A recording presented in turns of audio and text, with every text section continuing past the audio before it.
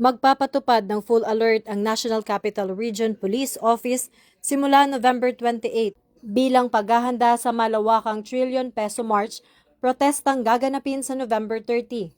Ayon kay Police Major Hazel Asilo, tagapagsalita ng NCRPO, ang kasalukuyang heightened alert status ay itataas para masiguro na kompleto ang mga uniformed personnel at handa para sa posibleng karagdagang deployment kung kinakailangan. Ang hakbang na ito ay kasunod ng naunang 2 araw na protesta ng Iglesia ni Cristo at bahagi ng pinaigting na security planning at coordination ng NCRPO sa iba't ibang ahensya.